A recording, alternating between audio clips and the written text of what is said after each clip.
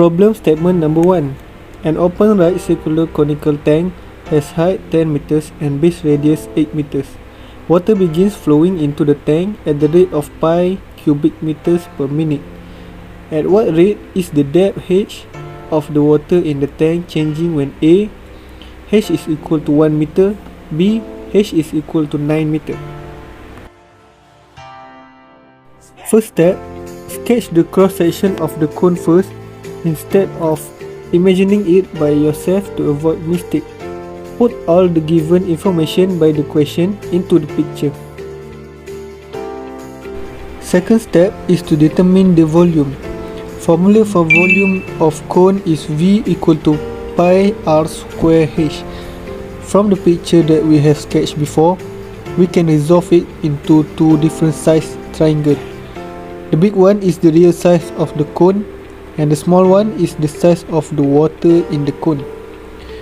From the resolved triangle, we can conclude that R is equal to 4 over 5h, and then we can insert the R value into the cone formula and get V is equal to 16 over 75 pi h squared. Third step, we must differentiate the volume and insert the h given.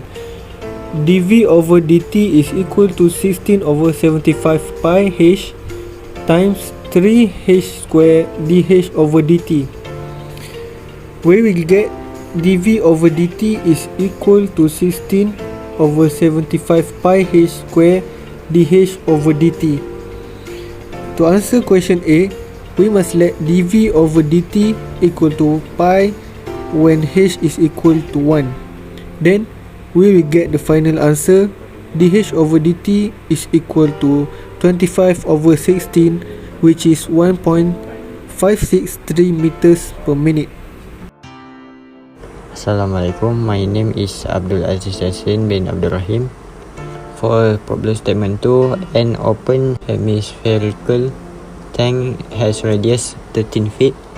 Oil begins flowing into the tank in such a way that the depth h of the oil in the tank change at the rate 3 feet per hour.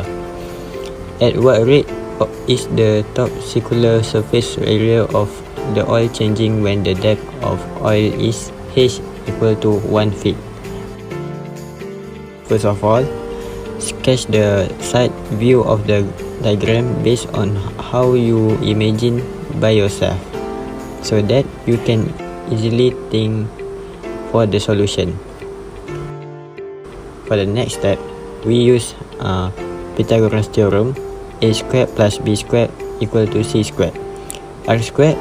So we substitute r squared into a squared plus b squared, that substitute by 13 minus h, and c squared equal to 13.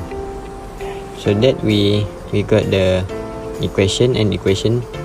Since we get the equation, we simplify the equation so that we get r squared equal to 26h minus h squared, and then we substitute h equal to 1.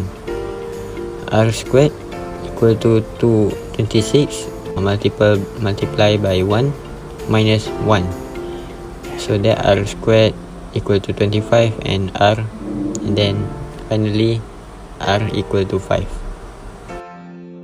The final step is we differentiate the r squared equal to 26h minus h squared, and then we get 2r dr over dt equal to 26 dh over dt minus 2h dh over dt.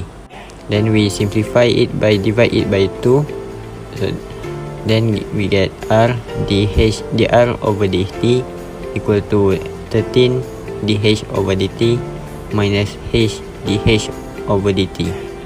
Then we let dh over dt equal to 3, h equal to 1 and r equal to 5. Then we get an equation like 5 dr over dt equal to 13 multiplied by 3 minus 1 multiplied by 3. Then we get 5 dr over dt equal to 36 dr over dt equal to 36 over 35 dr over dt equal to 7.2 feet per minute. That's all from me. Thank you. Problem statement 3. A spherical snowball melts at the rate of 2 pi cm3 per hour. It melts symmetrically such that is it always a sphere? And the question is, how fast is its radius changing at the instant r equal to 10 cm? The hint given is the formula volume of a sphere is related to its radius according to V equal to 4/3 pi r3. For the first step, as usual, we should sketch the information diagram to make it easier for us to know the available information. The information given are the formula volume of sphere is V equal to 4/3 pi r3. The radius is equal to 10 and the rate is negative 2 pi cm3 per hour. Why it's negative? Because of snowball melting. Next step, we take the derivative with respect to time of both sides of the equation. Solve the equation until get dr over dt equal to 1/4 pi up to dv over dt. Now for the last step, we just have to substitute values. dv over dt equal to negative 2 pi cm3 per hour, and the problem asks about when r equal to 10 cm, and the last answer we get negative 1/200 cm3 per hour.